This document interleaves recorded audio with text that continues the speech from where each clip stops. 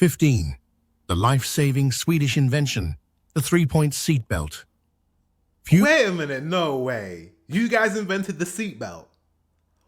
Wow. Wow. I didn't know that. Why didn't I know that? I should know that. Thank you very much, Sweden. Like, what? The seatbelt. Like, if there's anything, if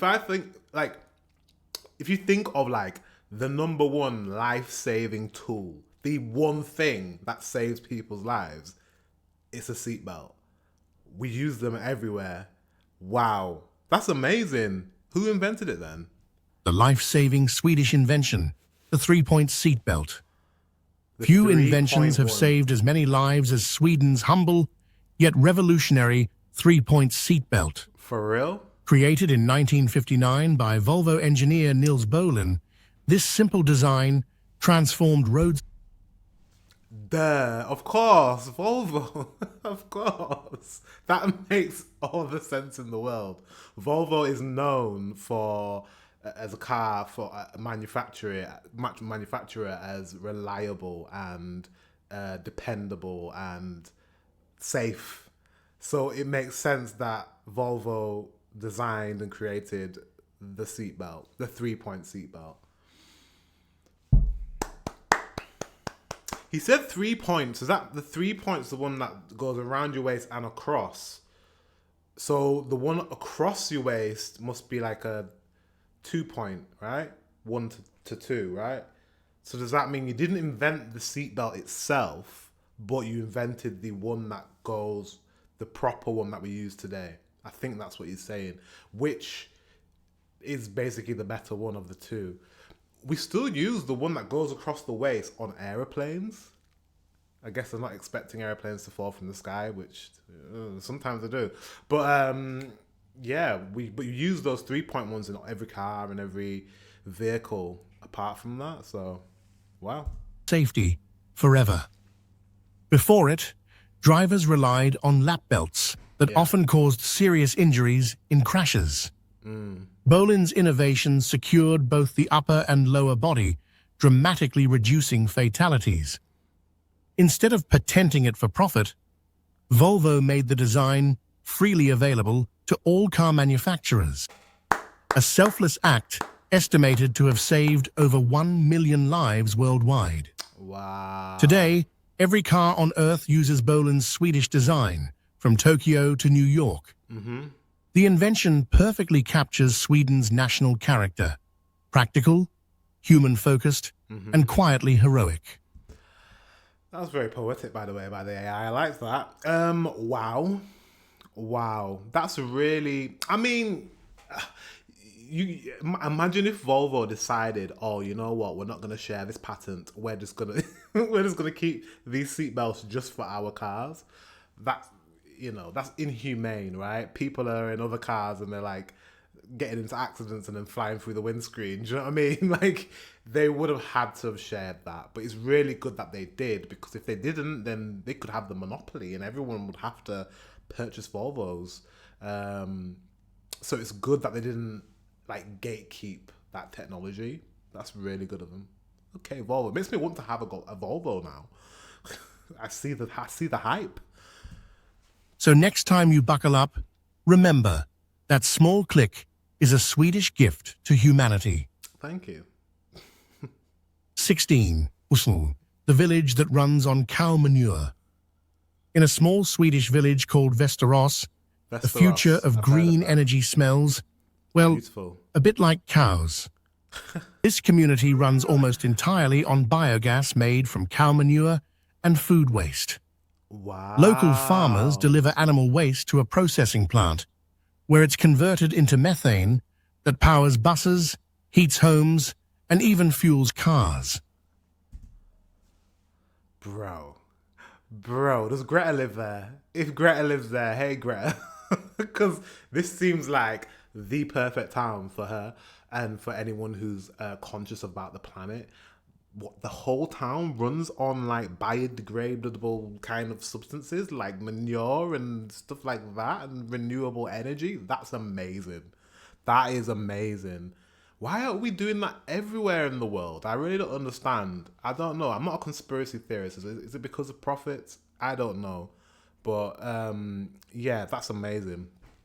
Westeros. It sounds like a really like ancient city or ancient town. Westeros.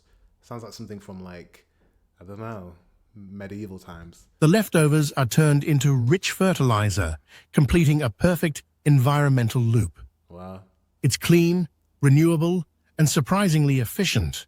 One cow can generate enough biogas each year to drive a car nearly 2,000 miles. The project... Biogas. So you can use manure to fuel an actual car. What? What? Then why are we not doing that everywhere? That doesn't make any sense. If we can fuel cars with cow manure, why are we not doing that? We have loads of cows in every Western country, like loads. There's more cows than people. I don't know. There's a lot of cows. There's a lot of manure. So why don't we use that for... Is it to do with like... Because, you know, we're like pushing like EVs and electric cars and stuff like that. Is it because even if we use cows' manure, like, you know, feces, it still gives off... Because I know cows give off CO2 or something. So like into the air. So like using cow manure, would it still give off some emissions? Is that the reason why we're, you know, circumventing that, going past that and just going straight for the EVs and the electric cars? Because even if we use renewable like substances, I'm trying to, I don't know what the terminology is. Even if we use manure, we're still going to be contributing to the greenhouse gases. Let me know in the comment section below. If you're like an environmentalist, let me know what the reason is why that hasn't been kind of mandated. Instead of us going and telling manufacturers, you have to create EVs and 2035 being the zero, like internal combustion engine cars being mandated out. Why don't we just use manure? Is it because of the emissions? Let me know in the comment section below. That was a tongue twister, but let me know. Drawn global attention as a model for sustainable living, proving that even something as unglamorous as manure can power a modern society. Yeah. In Sweden, nothing goes to waste, not even waste itself. This village stands as a proud example of Swedish ingenuity, turning everyday problems into eco-friendly solutions. Well done, Sweden. 17. The northernmost hotel in the world. The northernmost hotel in the world. Is that true? Okay, I've got a lot of questions. It's going to be cold, right? It's going to be freezing cold. Northernmost. Well, let's see what it has to be. Because I'm like, it sounds good in theory. Oh, wow, amazing. Like the most northern point of the world. But is it... Okay, let's watch it. Above the Arctic Circle lies Sweden's proud frontier, home to the world's northernmost hotel. Wow. Nestled in the tiny village of Jukkasjärvi, it's surrounded by frozen rivers, reindeer herds, and endless snow-covered tundra. Wow. During winter, daylight lasts only a few hours, but the sky dances with green and pink streaks of the aurora borealis. During the winter, you hear what he said? During the winter, sunlight only lasts for a couple of hours. I have never experienced something like that in my life. That I don't know. So I struggle even today. I don't know what it's like in Sweden today, but today in the UK, it is literally sheet of cloud. You know when the sky is just white because there's so much cloud that you just can't see past the cloud? It's just cloud. That's what it's like. Grey. It's grey. We're very used to that in the UK, like having multiple days, which we've had so far. We've had at least 4 days of just no sun. It's crazy. To other people in other countries, in warm countries, they'll be like, what? You've had 4 days of no sun? We've had 4 days of just cloud covering the sun. This is another level because it's not only cloud, it's not cloud covering the sun, it's the sun's just not, it's not arriving. You're not going to see it above the horizon. that is a lot. That's like you're not getting any vitamin D. At least if you go out with a cloud-covered sun, you do get a little bit of vitamin D. It's not the best, but you get a little bit. With that, you get zero. I wonder how people survive without it. Yeah, how do people survive without it? Unless vitamin D is a myth, how do people in those countries, those areas of the world in the Arctic, how do they survive without having vitamin D? Someone let me know. For all that time. Offering a spectacle few places on Earth can match.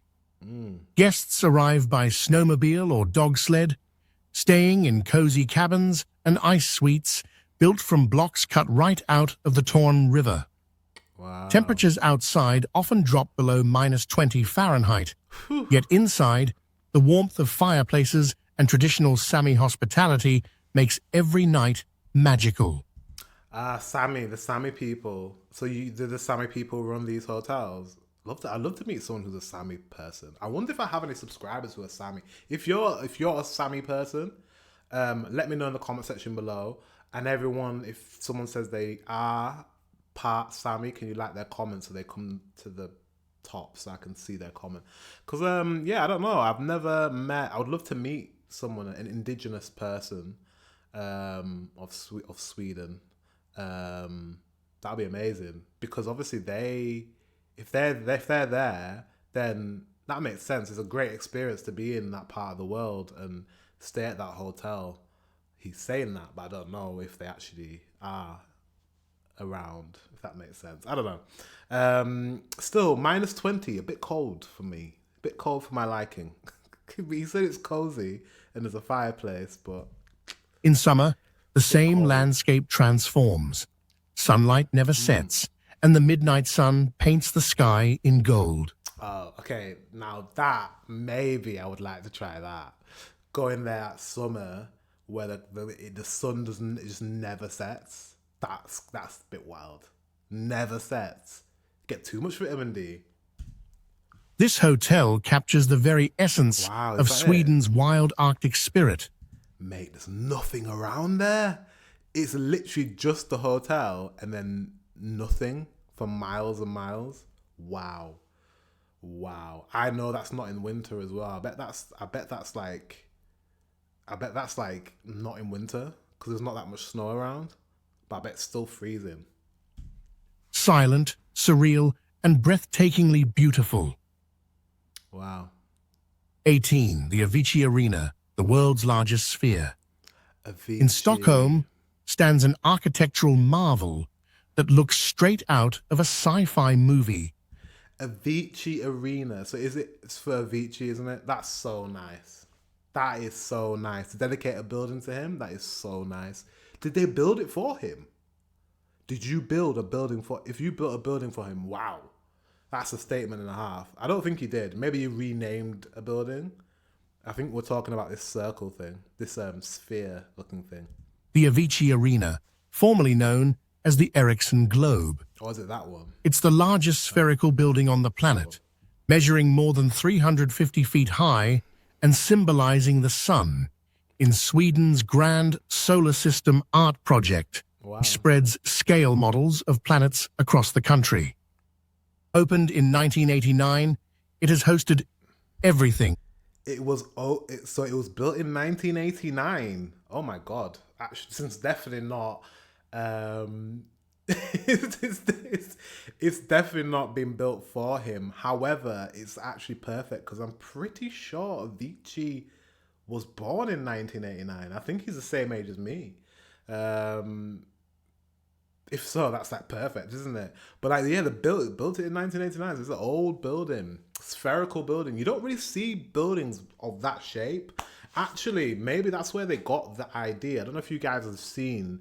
I think it's called the Sphere. I think it's in America, and they were gonna try and build one in London, but they couldn't get planning permission. But it's like inside, it's like the dome is like all like screens, so everything's like you can have 3D experiences and sort of 4D experiences, and Google it. I think it's called the Sphere. Yeah. It's like that. Maybe they got the idea of like the shape from this building. From NHL games and Eurovision contests to royal events and massive concerts. In 2021, it was renamed to honor the late Swedish DJ Avicii, turning the arena into a global symbol of mental health awareness and hope. Visitors can ride the Skyview gondola up the side of the sphere for a panoramic view of Stockholm's skyline. Okay. It's a fitting tribute to Sweden's creative energy, bold design, music, and humanity all shining under one enormous dome. Wow. I like that. 19. Sweden's surprising top export. When people think of Sweden's exports, they picture IKEA furniture or Volvo cars. Yes. But the country's biggest export isn't something you can sit in or assemble. It's industrial machinery and precision equipment. From mining machines and turbines to robotics and manufacturing tools, Sweden quietly powers industries all over the world. So you do robotics as well. I was going to say, because like we're moving towards, I don't know if you have a lot of people working in your factories, but we are moving into an automated world where machines will be manufacturing. I mean, they already are manufacturing a lot of things, but we won't need anyone operating this machinery because AI will be able to operate the machinery for us. So I hope those industries are not, I hope there's not a lot of humans, people. Yeah, I hope there's not a lot of actual people running these machineries and working in these factories because they're about to be replaced by computers. Which AI, which is, yeah, that future is going to be crazy, guys.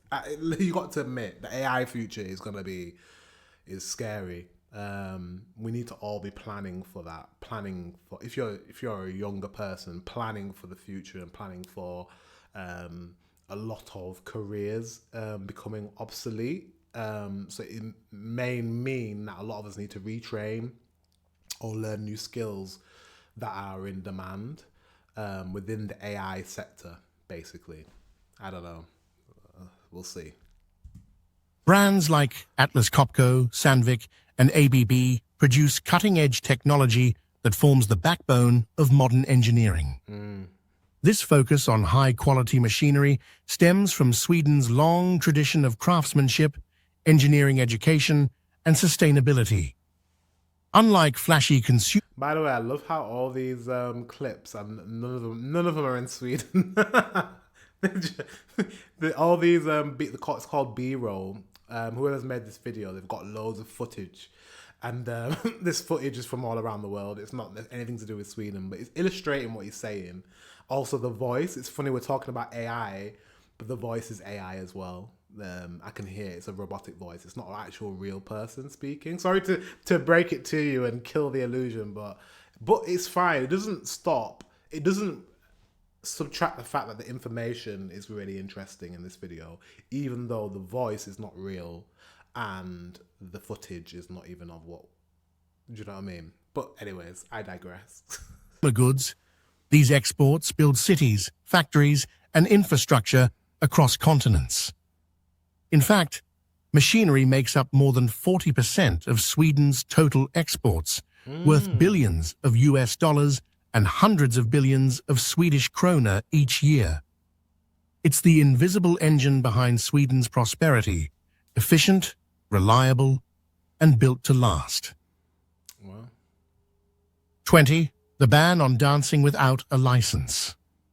Until the year 2023, Sweden had one of Europe's most unusual laws.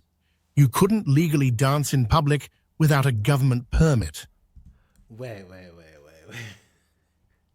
Is this real, guys?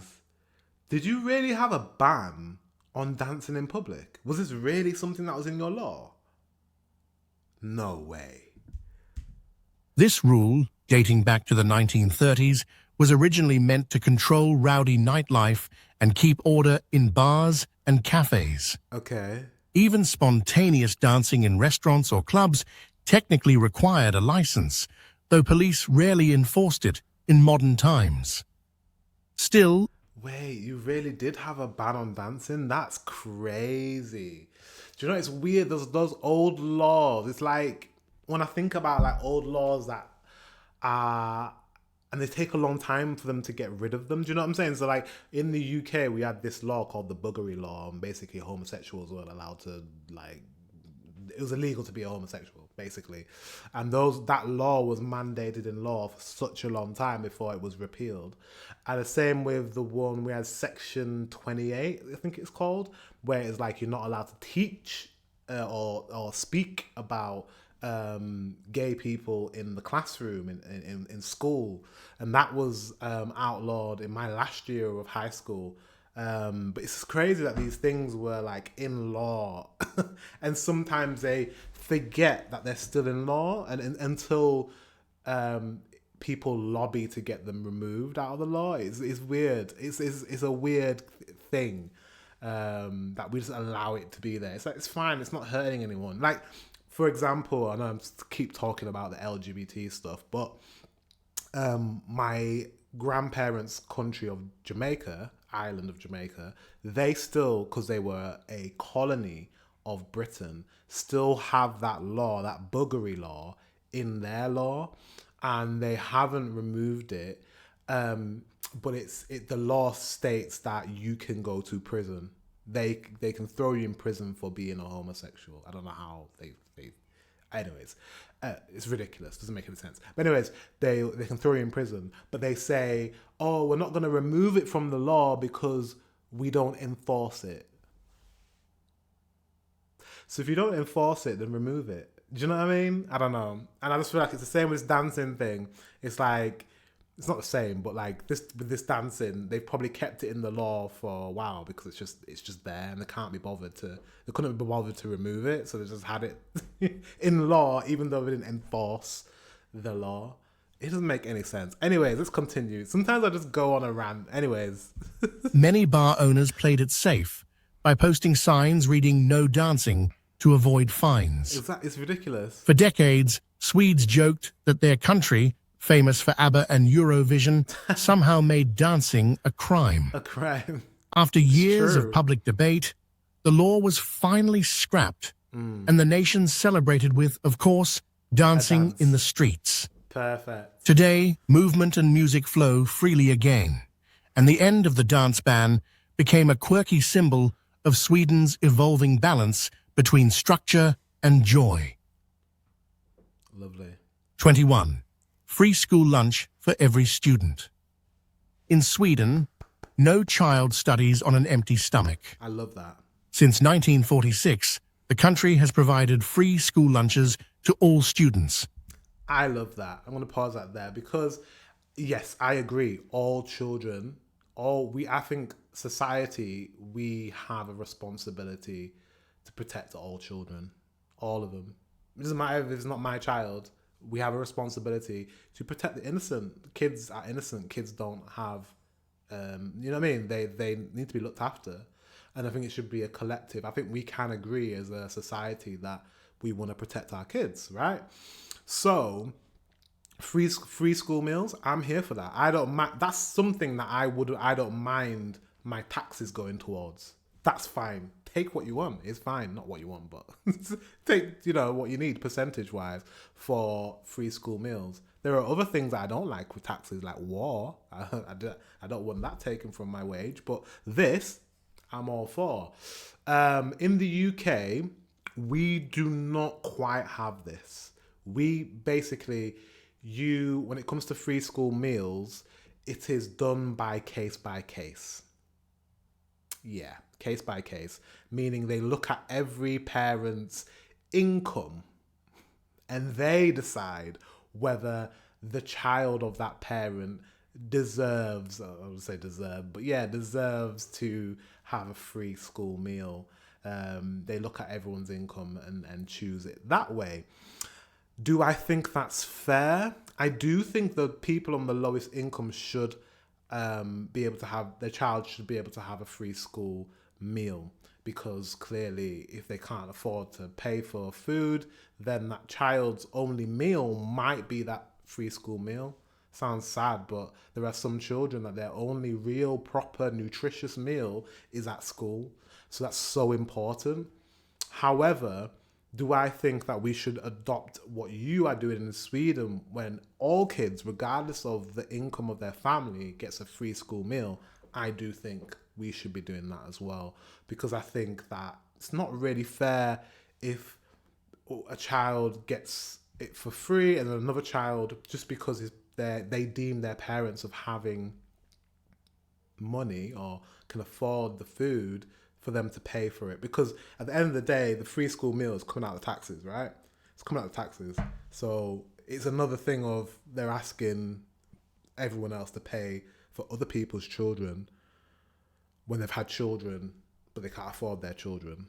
It's a hard one. It's a hard one. I think that to make it fair, every child should have a free school meal, especially low income. But I think every child should, because it's a good use of taxes. I think that's a good use of taxes, because also just because a child is from a family that can afford to feed them doesn't mean that at home they're actually getting nutritious food. A lot of the times, food in schools probably are better than at home because maybe their parents give them takeaways, and the only time that they eat fruit and vegetables, or anytime they eat meat as well, because some families are vegan, the only time they're going to get something nutritious, protein from actual animal products, is at school. So yeah, that will be a hindrance to that child's learning. So yeah, long story short, I think that every child should have free school meals just like this, just like you guys in Sweden. So well done.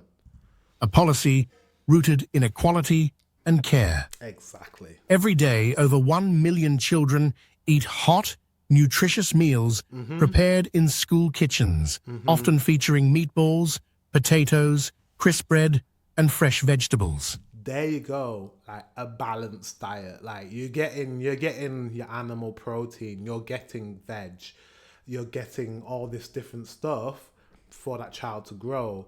Whereas that child might be from a vegan household where they're saying you can't eat any meat, and that child is developing and it's not good for them. Or conversely, you're from a family that just eats takeaway and all this bad stuff, and that's not good for the child, and they need fresh food, and maybe the only fresh food they're getting is from school. So yeah, I totally think this is good. This is good. Don't ever change. Don't change that.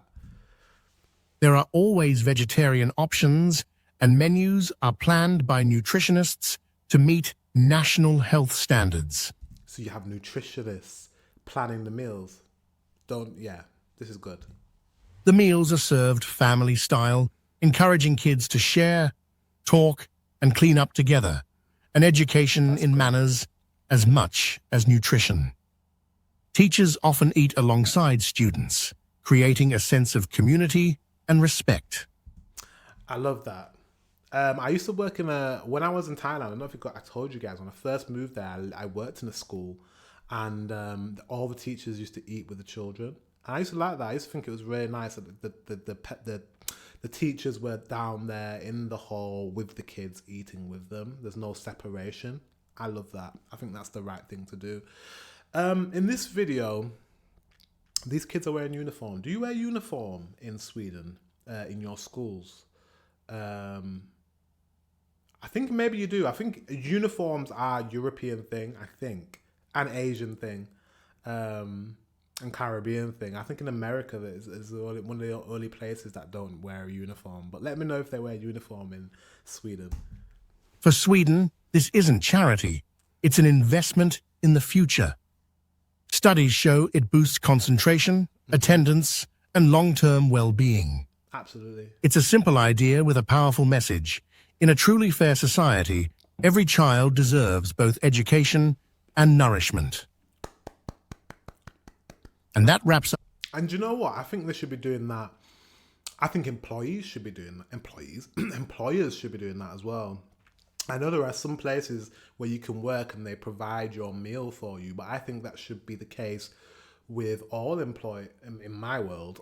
In my perfect utopia, every employer should be providing a meal. if you want your employers to have the best productivity, then they need nourishment. They need energy. So I don't know. Our deep dive into Sweden, a land where ice hotels melt into rivers, dancing once needed a permit, and even cow manure fuels entire villages. From the calm beauty of its lakes to the innovation behind the seatbelt, Sweden proves that practicality and imagination can thrive side by side. If you enjoyed discovering these untold stories, I did. There was some of those I didn't know. I did not know about a lot of those ones. Like, I mean, did you see that hotel? I'm not kidding about that hotel, guys. Like, if you know someone who works there, put them in contact with me. I would love to visit, or any place like that, because that was expensive. Also, the free school meals, I'm dead set. Like, I think we should have that in the UK. I think it just should be a thing everywhere. Yeah, I don't know why we don't have that. But yeah, no, these facts were actually pretty good. Some of them I knew already, but some of them I didn't actually know. So they're pretty good. I enjoyed that. Guys, make sure you subscribe, like, and comment. Until the next one, and I will see you very soon.